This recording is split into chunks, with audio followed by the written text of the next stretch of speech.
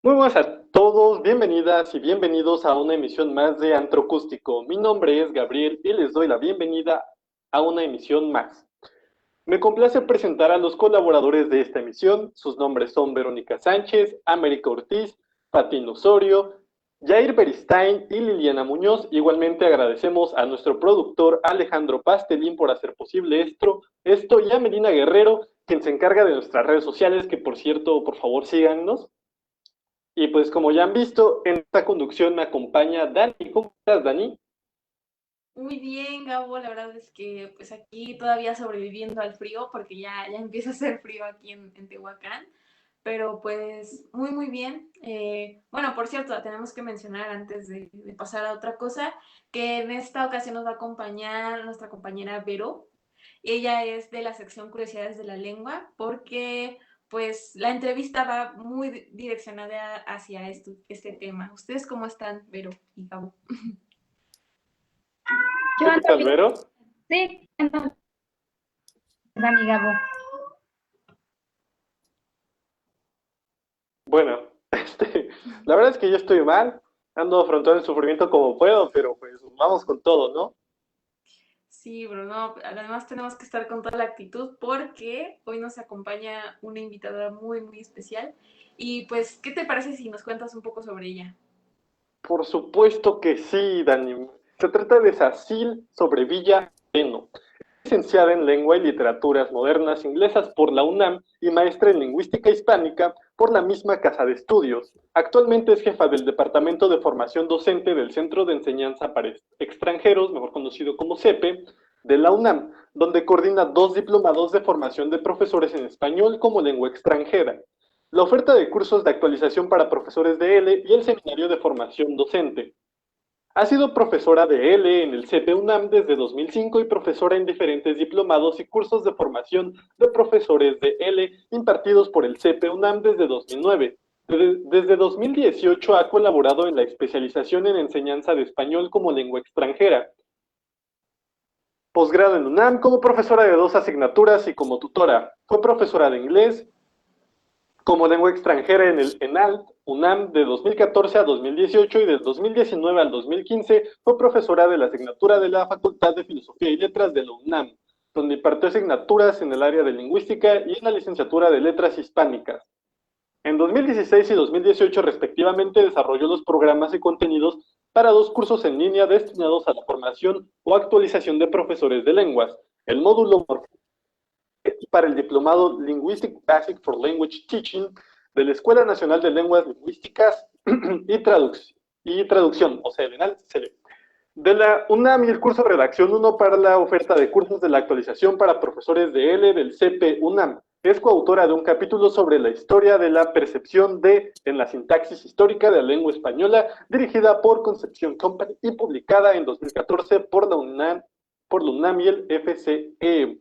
De 2010 a 2018 colaboró en la revista arbitrada Estudios de Lingüística Aplicada, editada por el ENALT UNAM, como secretaria de redacción y editora responsable. Fueron demasiadas siglas para mi pobre cerebro. ¿Qué tal está?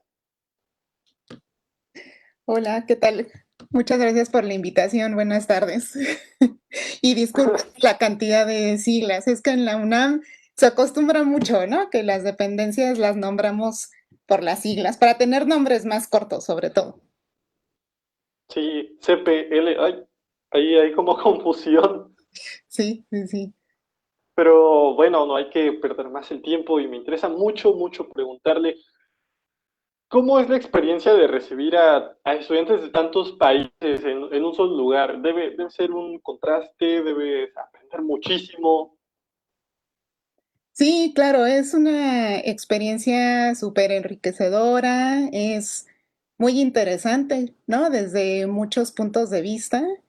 Eh, Te puedo platicar un poco como de mi experiencia en particular como profesora en este centro de enseñanza para extranjeros y específicamente tal vez sería importante decir que, bueno, es parte de la UNAM y la población en general es gente joven, ¿no? Gente joven como ustedes. Muchas veces son chavos que van a entrar a la universidad o acaban de terminar la universidad o están estudiando, ¿no? Tanto una licenciatura o un posgrado. Y pues en general es gente muy abierta, ¿no? Que tiene una curiosidad por aprender lenguas extranjeras y también por conocer otras culturas. Entonces, pues, o sea, por un lado es muy enriquecedor porque conocemos gente de muchas culturas en un mismo contexto, en una misma clase, entonces tenemos la oportunidad de platicar sobre las experiencias que cada uno tiene, de contrastar, ¿no? Por ejemplo, de comparar. Y por otro lado, bueno, por supuesto que como profesora de lenguas, pues también es interesante porque uno puede ir percibiendo cómo la lengua materna e incluso la cultura incide en la manera en la que cada uno va aprendiendo, ¿no? O sea, una lengua extranjera y en este caso específicamente el español. Esto lo digo porque, por un lado, para aprender una lengua, pues claro que importan nuestras habilidades, ¿no? Individuales para aprender una lengua. También importan, por ejemplo, nuestras experiencias, ¿no? Aprendiendo otras lenguas. Hay personas que tienen experiencia aprendiendo uno, dos o tres idiomas, ¿no? Y que han estado en contacto constante con ellos desde la infancia y eso facilita mucho el proceso de aprendizaje de una lengua extranjera, pero también importan muchas veces cuestiones culturales, ¿no? Estilos de aprendizaje, incluso cuestiones como la manera de relacionarse con los compañeros de grupo o de relacionarse con un profesor, ¿no? Pues sí, la parte también de qué tan abiertos o extrovertidos podemos llegar a ser, ¿no? Que a veces también, claro que hay un componente individual de personalidad, pero también puede tener que ver nuestra cultura. Entonces, por ejemplo, en general, los alumnos europeos y de Estados Unidos, pues son más abiertos, hablan más, participan, toman muchos riesgos, ¿no? Toman la palabra, y no son tan perfeccionistas, ¿no? O sea, no les importa tanto ser perfectos en la gramática, ¿no? Y no cometer errores durante la clase en sus participaciones. En cambio, tal vez los estudiantes orientales, no sé, muy particularmente los japoneses, son mucho más reservados, ¿no? Son mucho más perfeccionistas, toman menos riesgos, no sé, entonces eso obviamente afecta en su proceso de aprendizaje de la lengua. Entonces, bueno, o sea, es realmente interesante en todos los sentidos, ¿no?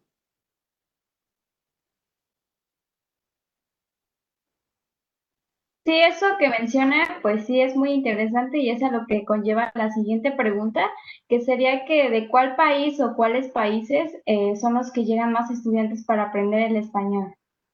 Bueno, mira, aquí me voy a referir a un documento que es un informe del CEPE, que hace un cálculo, tiene una estadística de los estudiantes que recibió entre el 2010 y el 2018, o sea, es relativamente reciente. Y en este informe lo que vemos es que en ese periodo se recibieron estudiantes de 153 nacionalidades, o sea, bastante, ¿no? Y nos dice que el 16.3% fueron de Estados Unidos, el 13.9% fueron de Japón, el 13.7% de China, el 11.4% de Corea del Sur, le siguieron alumnos de Alemania, que fue el 5.1%, de Brasil con 4.7%, Francia con 3.1%, Reino Unido con 2.7%, Rusia con 2.6%, Canadá con 2.5% y bueno, el resto lo conformaron alumnos o estudiantes de otras nacionalidades. Entonces, bueno, principalmente de Estados Unidos y de Japón, China y Corea del Sur y de otras regiones, ¿no? De diferentes países de Europa. Muy interesante, ¿no? Cómo es que tantas personas del mundo se puedan interesar, ¿no? Igual en aprender pues nuestra lengua, ¿no? De aquí, de México. Y pues de aquí surge la otra pregunta, es que, pues, cómo es que influyen las expresiones artísticas de aquí propias de México, de nuestro país, tal como la música o diversas expresiones artísticas en la enseñanza del español.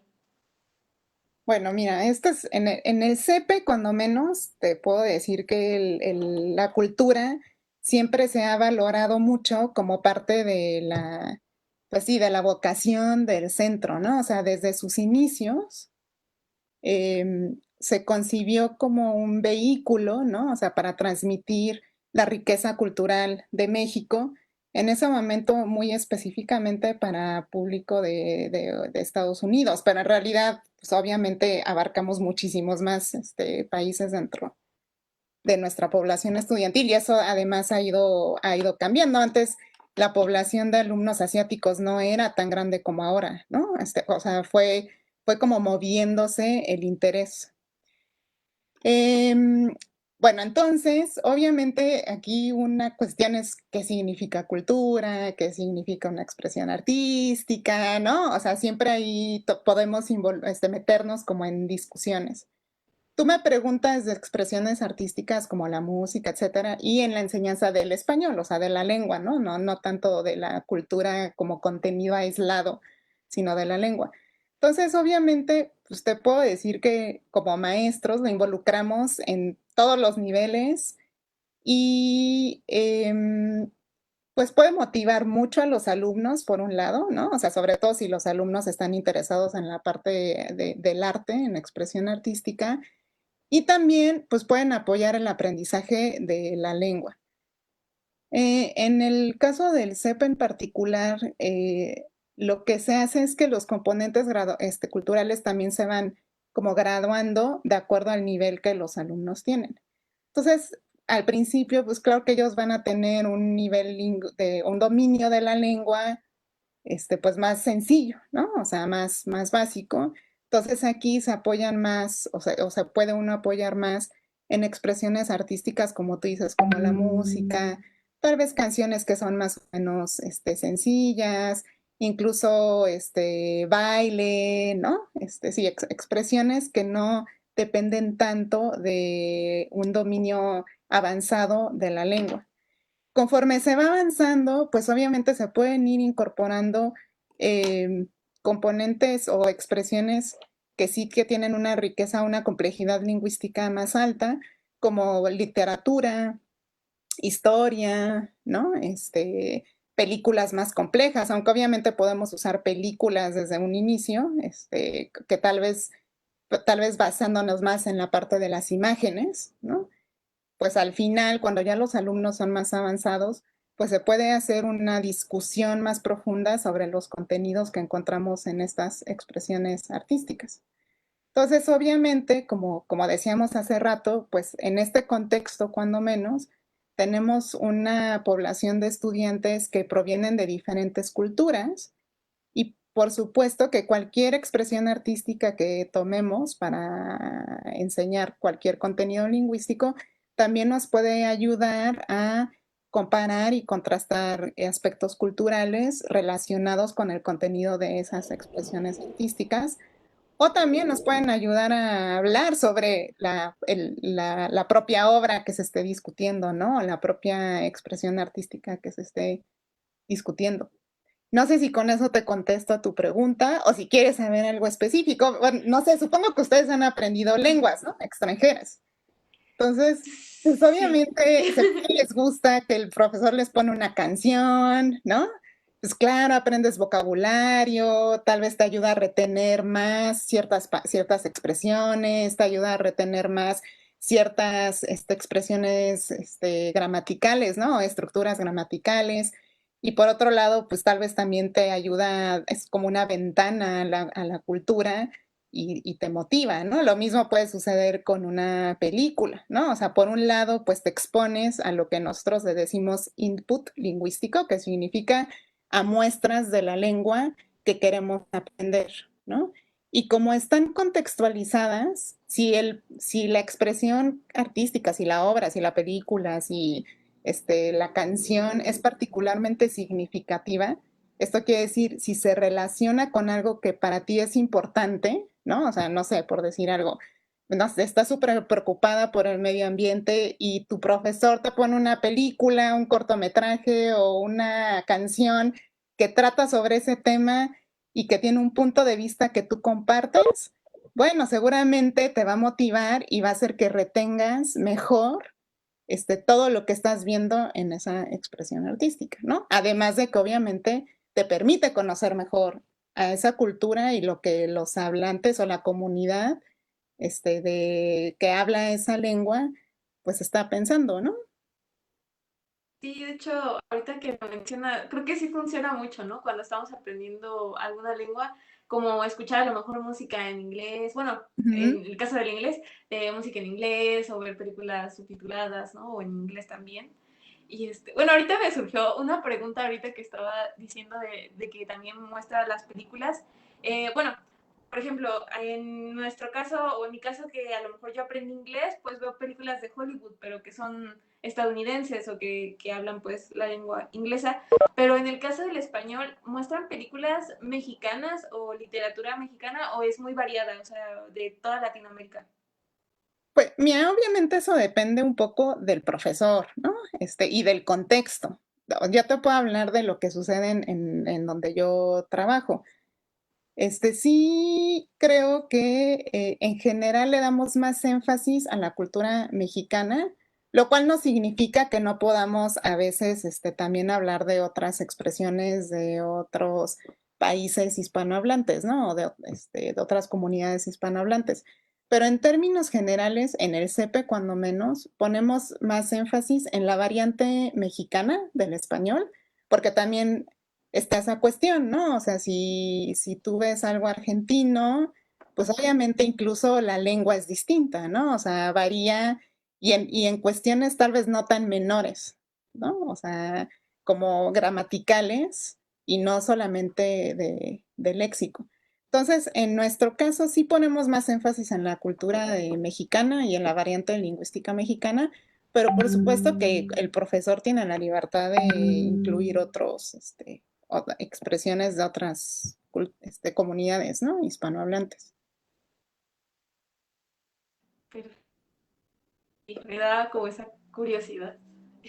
Sí, Pero creo que Vero tiene. y te puedo Sí, decir sí, que dime. además hay muchas maneras de tratar esos contenidos, ¿no? Entonces, incluso de una película, pues tal vez no necesariamente tienes que presentarla toda, sino, por ejemplo, presentar fragmentos en los que te puedas enfocar también en aspectos muy específicos, ¿no? Porque, por ejemplo, las películas o los programas de televisión, los cortos, tienen esa gran ventaja de que puedes ver la lengua en un uso como más dialógico, ¿no? Tal vez un poco más parecido al que usamos cotidianamente de manera coloquial.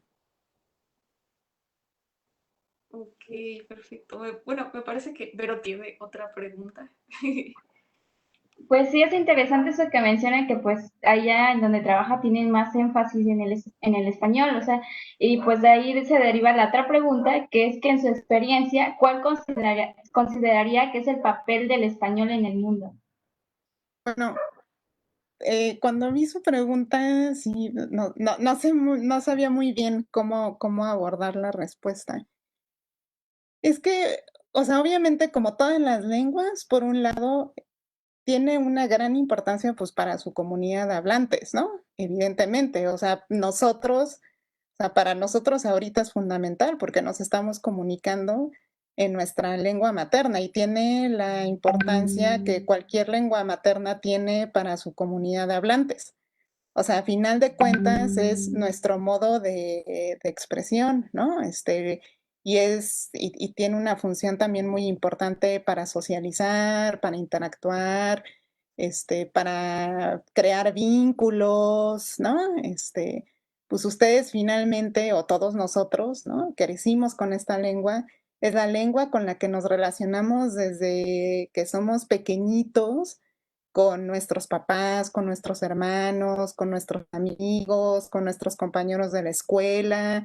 Es la lengua con la que nos educamos, ¿no? Entonces, en ese sentido, pues claro que tiene una importancia, como cualquier lengua la tiene para sus hablantes nativos, ¿no?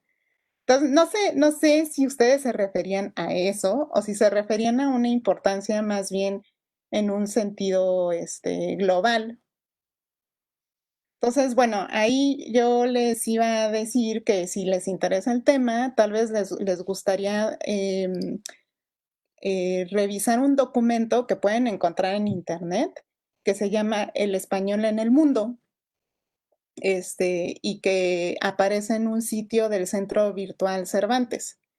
Entonces, en este centro, es una serie, digamos, El español en el mundo es una serie de documentos, de informes anuales, en los que se va comentando sobre la situación del español en el mundo, pensando como en el español de manera global, ¿no? Porque como dijimos ahorita, pues hay muy diferentes variantes, ¿no? O sea, tienes pues, el español de España, pero hay un montón de españoles en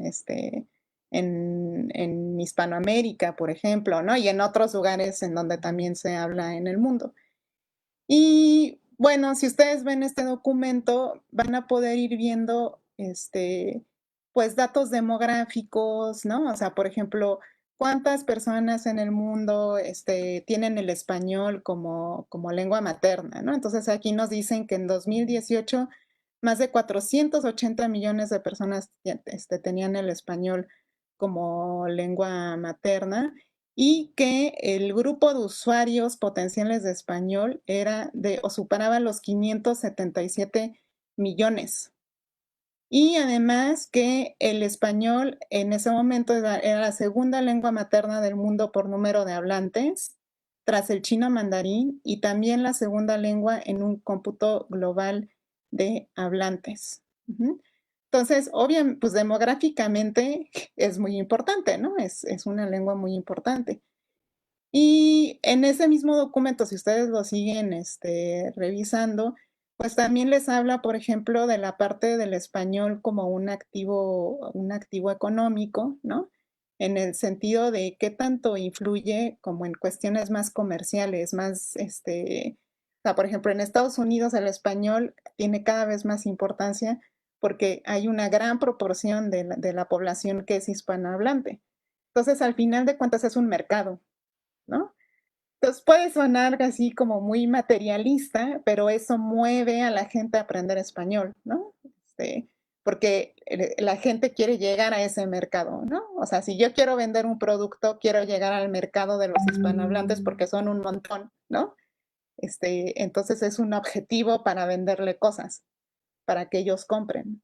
Entonces, bueno, desde ese punto de vista, pues también puedes decir que es importante.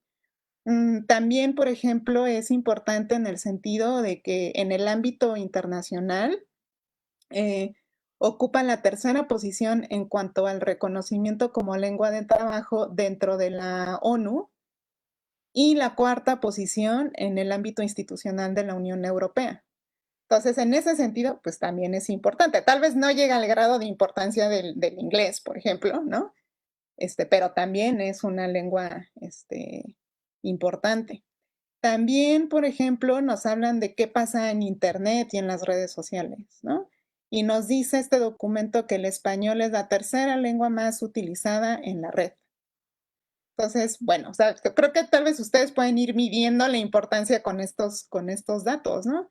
En cuanto a la ciencia y la cultura, pues tal vez no es tan importante como el inglés, ¿no? Pero bueno, o sea, también hay un porcentaje de difusión científica que sigue haciéndose en español, ¿no? Sobre todo en cuanto a las humanidades. Y por otro lado, pues siempre está también esta otra cuestión que no sé si está incluida en este documento de la parte cultural, que es la que ustedes también nos están, o en la que ustedes creo que están un poco interesados, ¿no? O sea, claro que es importante porque en cierto modo es un medio por el que transmitimos la cultura de nuestras comunidades, ¿no? De las comunidades que hablamos español como lengua materna y que nos expresamos en español, ¿no? Entonces creo que para nosotros, pues claro que tiene un gran valor.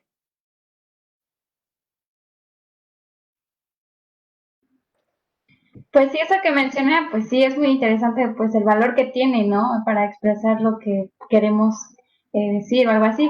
Pero pues ya vamos con la otra pregunta, que es que si usted cree que el poder emitir cierta y comunicar podría ser clave para el sistema de comunicación.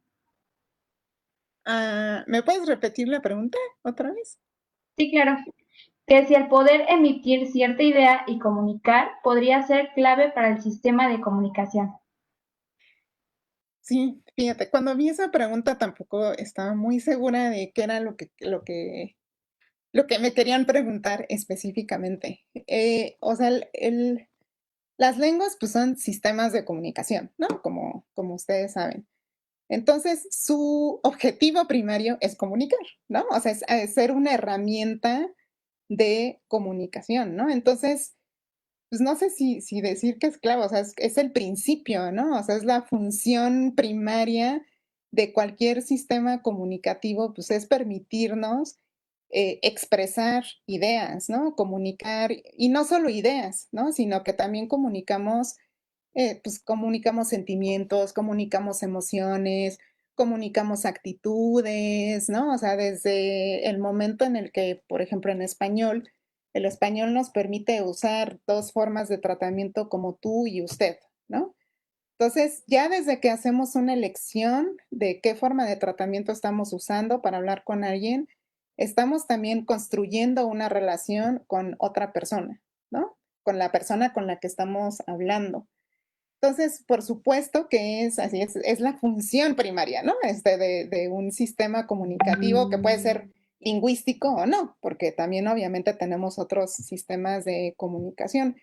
Claro que las lenguas pues son particularmente complejas, ¿no? O sea, son ricas, pero además son súper eficientes, ¿no? O sea, nos permiten comunicar sobre un montón de cosas, ¿no? O sea, aparte de que podemos relacionarnos, como les decía hace un momento, y expresar emociones, pues nos permite también, pues, o sea, expresar pensamientos súper abstractos, ¿no? O súper complejos.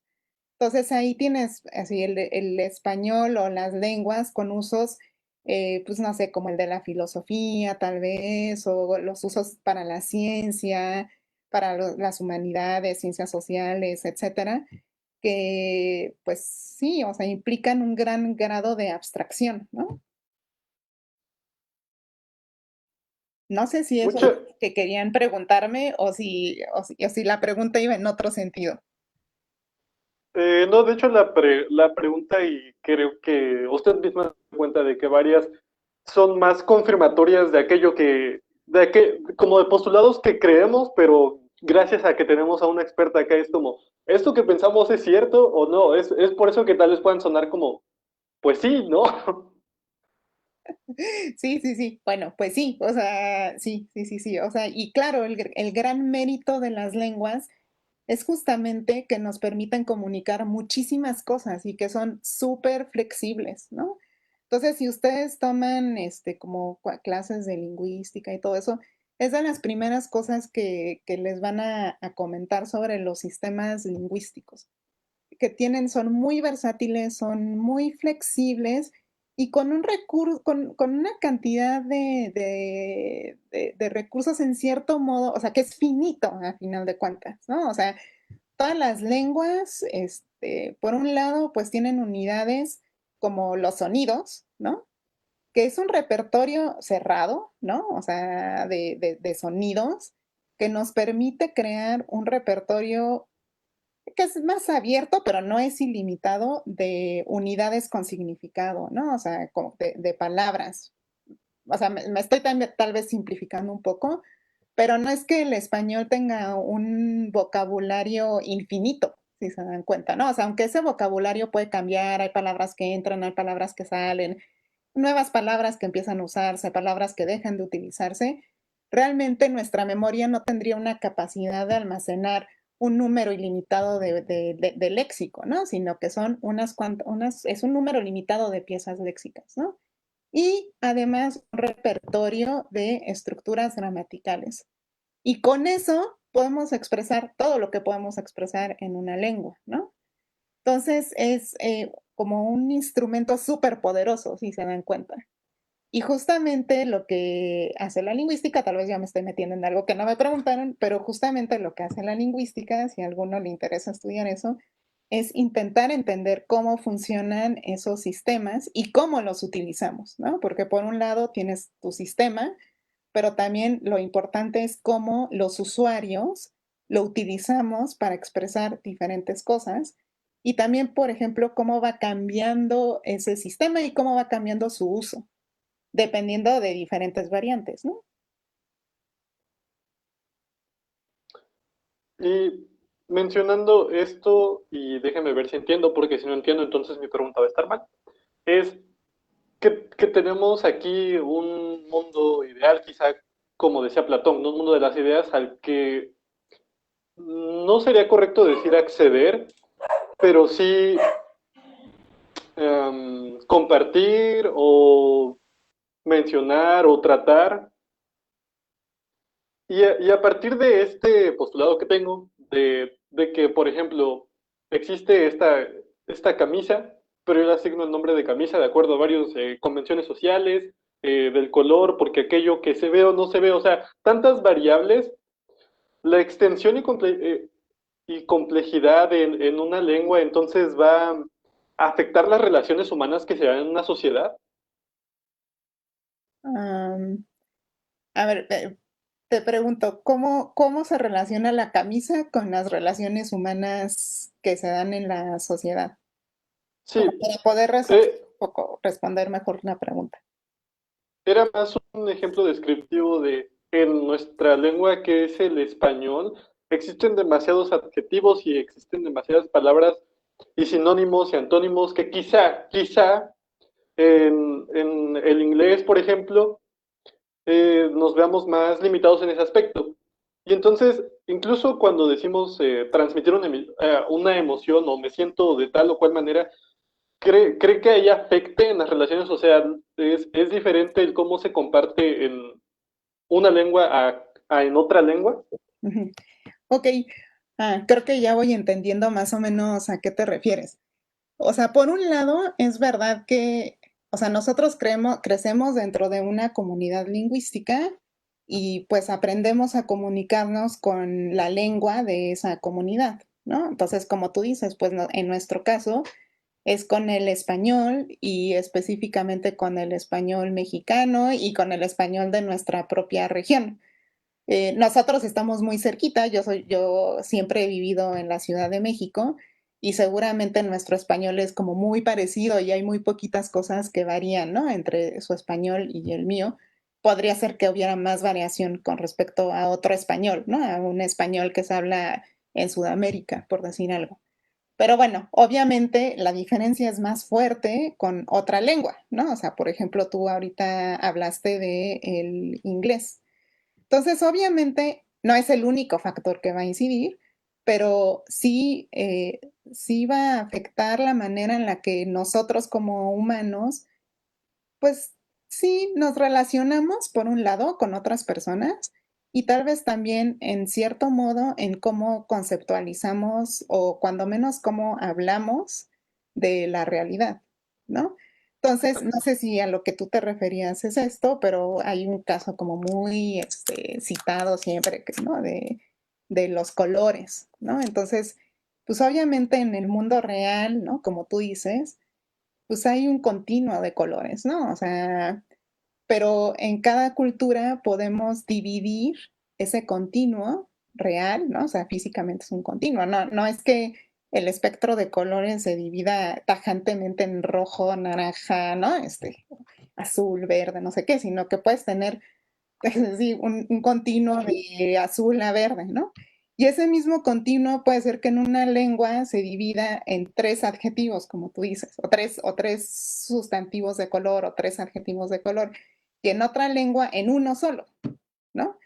Entonces, un caso muy, que les platico que es muy, socorrido es de qué pasa con el color blanco, ¿no? Entonces, que en ciertas culturas que, este, están en los polos, ¿no? Donde hay mucha nieve todo el tiempo, pues que tienen como muchas palabras para referirse a los diferentes tipos de nieve.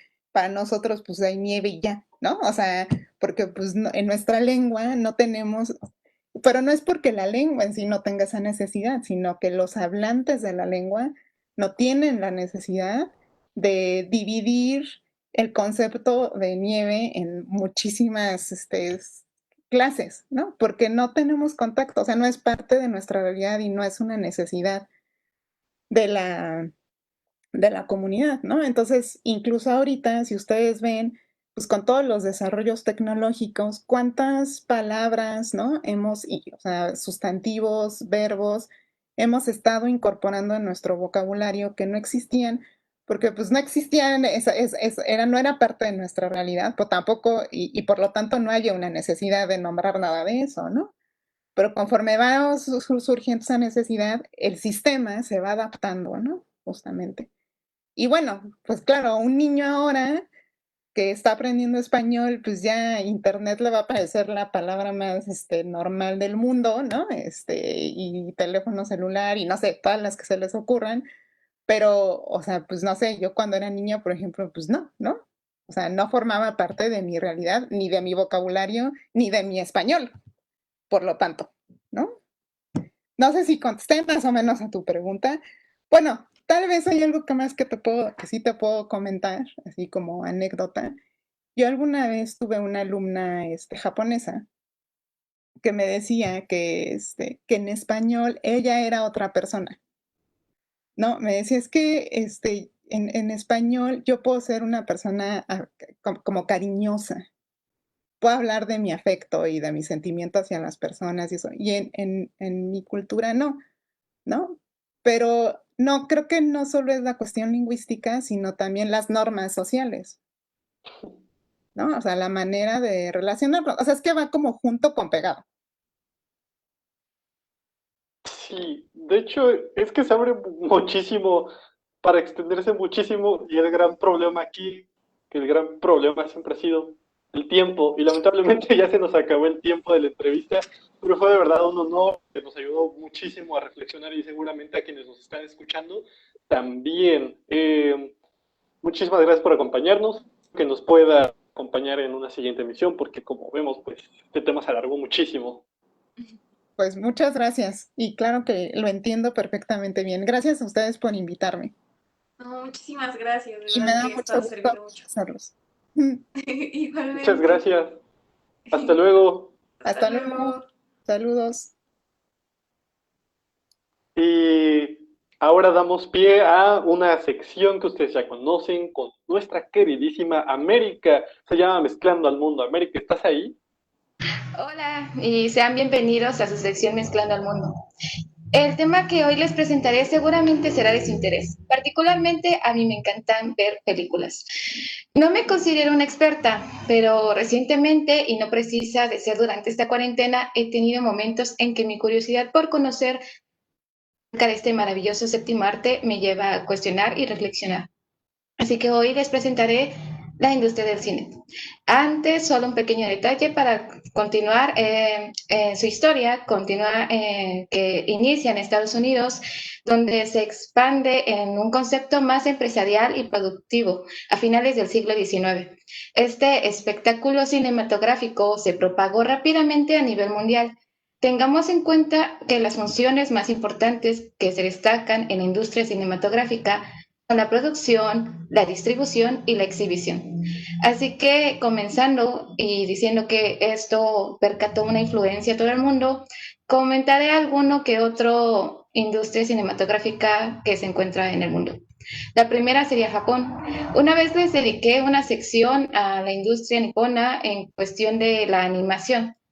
Ahora, si digo bien, el sector japonés actualmente se ubica en tercera posición como uno de los más productivos detrás de China y claramente Estados Unidos. Pero un problema que viene cuestionándose es acerca de su distribución, limitada solamente a lugares cercanos allá, además de que se critica de alguna forma que solamente su maravilloso cine vaya más a adaptaciones que a ideas originales.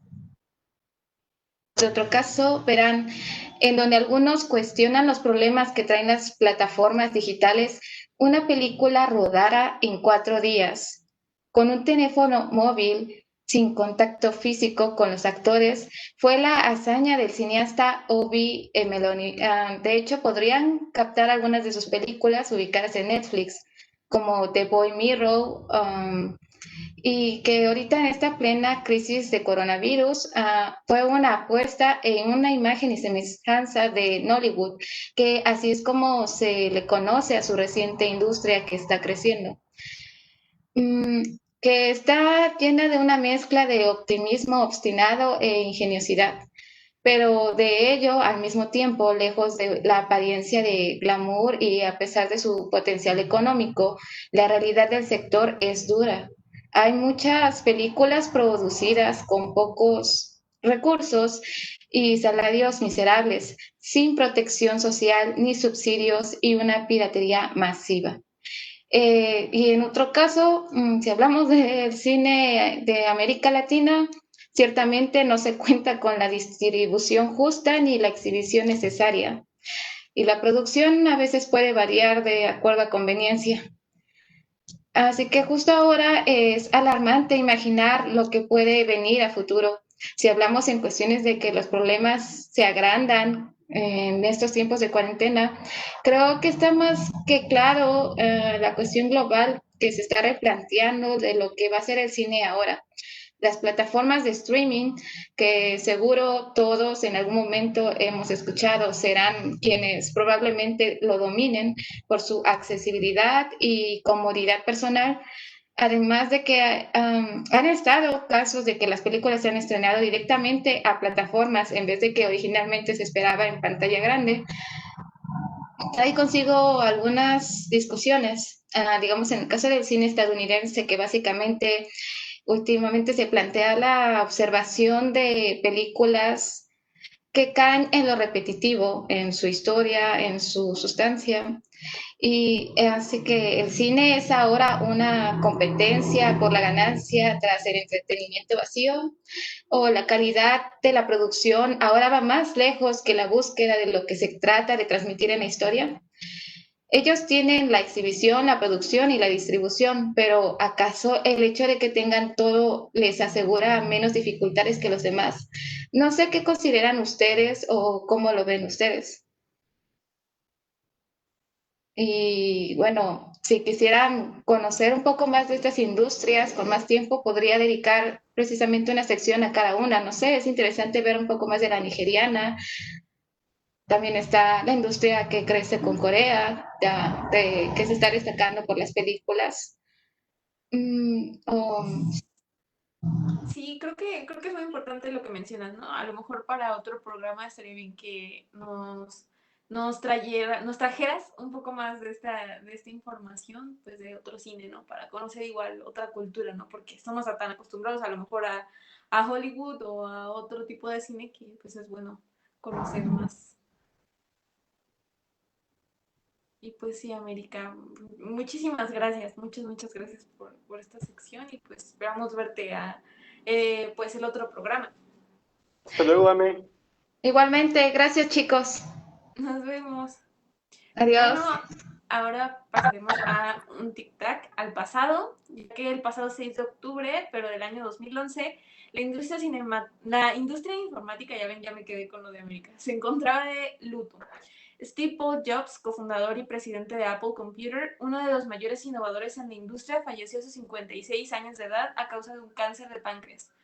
Steve Jobs revolucionó el mundo de los ordenadores con el lanzamiento de Macintosh y en el siglo XXI la industria de consumo con tres de los aparatos pues, más exitosos de la historia, que es el iPod, el iPad y el iPhone. La consolidación de Apple como marca de referencia de electrónica de consumo empezó en 2001 con el lanzamiento del iPod. Era un reproductor de música y contenidos multimedia del que se han vendido más de 220 millones de unidades. Su siguiente paso para convertir los productos de la compañía de la manzana en iconos del consumo más sofisticado y fetichista fue el iPhone, un teléfono inteligente de pantalla táctil con conexión a Internet que se lanzó en el 2007 y del que se vendieron 50 millones de unidades hasta abril del 2010. Cuando Jobs recontratado como jefe ejecutivo de Apple, revitalizó la compañía en el iMac, un colorido ordenador de una pieza. Delineó una estrategia para convertir a los productos de Apple en el centro de un estilo de vida digital que estaba emergiendo.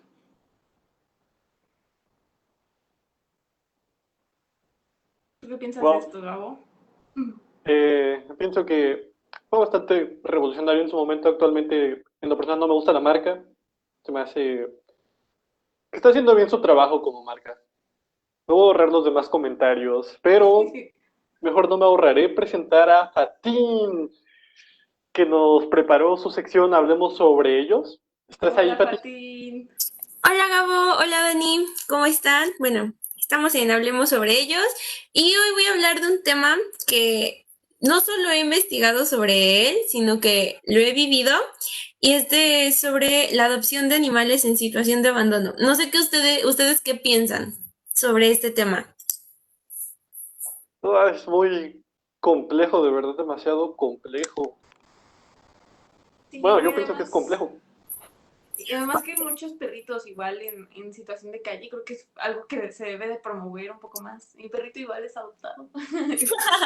Bueno, voy a empezar a decirles que como principal, como lo primero que debes hacer al adoptar un perrito es llevarlo al veterinario, pues ya que los perritos no estén desparasitados ni interna ni externamente. Externamente me refiero a que pueden que no estén libres de garrapatas, pulgas, un cierto tipo de ácaro que llega a complicarse o también sarna, pero bueno, eso es lo primero que debes hacer, igual que verificar que la salud del perrito sea óptima y si no darle un tratamiento o un seguimiento. Después de eso, el veterinario pues te va a dar una cartilla, tienes que ponerle como reglamento está el ponerle su primer vacuna, que es la antirrábica, en los centros de bienestar animal es gratis. Y si no mal recuerdo, esa vacuna no pasa de los 50 pesos. Entonces, ya el veterinario de ahí te va a indicar cómo vas a proceder y te tiene que ayudar con el proceso de adopción, ya sea que tú lo quieras adoptar o lo quieras dar en adopción, ya que muchas veces las personas creen que solo es recoger al perro y pues entregarlo y ya. No, hay un formato que se llama adopción responsable y dentro de él vienen ciertas cláusulas donde tienes como responsabilidad hacer ciertas visitas esporádicas al año. No pueden ser muy seguidas, es dependiendo a qué acuerdo llegues con el dueño.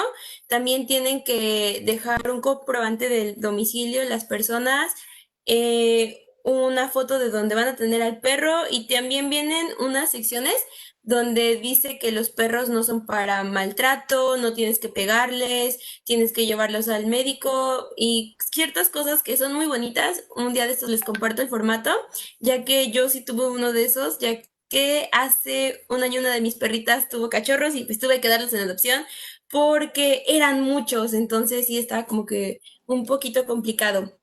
Bueno, durante los primeros días de convivencia con el animal, debes intentar no, ¿cómo se dice? No sobrecargar al animal, sino darle su espacio, no agobiarlo y tiene que estar en una zona donde disponga de agua, alimento y esté tranquilo, ya que la mayor parte del tiempo los animales en abandono necesitan sentirse seguros y cómodos para recuperar la confianza que entre ellos y las personas, ya que muchas veces en la calle sufren de maltratos o pues cosas muy feas. Entonces, uno de los animales que yo he convivido más toda mi vida son los perros y en experiencia los perritos que son adoptados son muy agradecidos contigo y te ofrecen un amor incondicional muy, muy grande. Entonces, bueno, lo último que les puedo decir es que un animal abandonado puede no haber sido socializado y uno de los mayores errores que cometen las personas al adoptar otro perro teniendo ya mascotas en casa es querer integrarlo a la manada así sin más. Y eso no es muy conveniente a veces, ya que tienen sus jerarquías en su manada.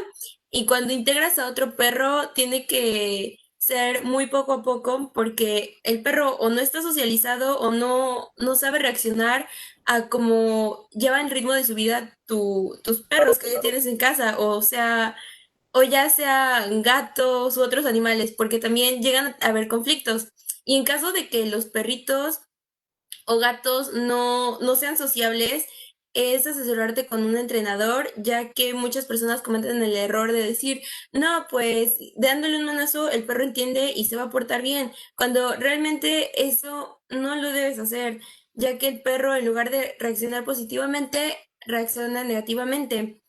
Y de ahí, pues si una persona, cambiando totalmente de tema, si una persona quiere adoptar, puede buscar centros de acogida o organizaciones sin ánimo de lucro dentro de su ciudad, que hay muchas de hecho, que muchas veces hacen campañas de esterilización o concientización, o simplemente, no sé si se acuerdan que aquí en Tehuacán hubo una de Beriscan, que era pasear a un perrito de la calle, en el parque, que era para convivir con él prácticamente. Creo que no tuvo mucha difusión y a veces las organizaciones hacen esto y también hay ciertos filtros dependiendo el tipo de mascota que tú quieras, si quieres que sea grande, quieres que sea hembra, macho, si quieres que sea cachorro o ya sea un viejito, porque muchas veces creen que adoptar un animal viejito no aprende nada y se equivocan mucho.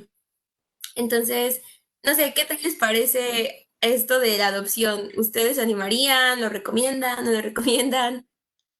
Pues mi primer perro es la primera vez que tengo un perro en mi vida y se podría decir, no, es dado. Yo no lo quería, no me gustan los perros, pero una vez que lo tienes, te enamoras de ellos, te encantan. Me siento feliz de tenerla, se llama Cookie. Cookie, si me estás viendo, te quiero mucho. Y Sí, sí, me bueno. encanta, me encanta. Y hoy tengo una invitada especial. Ella es una de las Ah. perritas que son adoptadas. Bueno, ya. Ella. Solo que les puedo decir que un animal adoptado sí es muy difícil que se adapte a tu casa. De hecho, es un periodo de entre 6 meses y puede tardar años, pero vale la pena. Entonces, tengan paciencia si quieren adoptar. No, y pues muchas gracias por esta parte de la adopción, porque creo que no todos lo tienen contemplado y pues sí es bien importante, ¿no? Porque pues también, pues los animalitos también se tienen que adaptar a estar con uno y más si tenían como otra situación. Y pues muchas gracias, Fatin. Me gustó mucho tu sección. Adiós.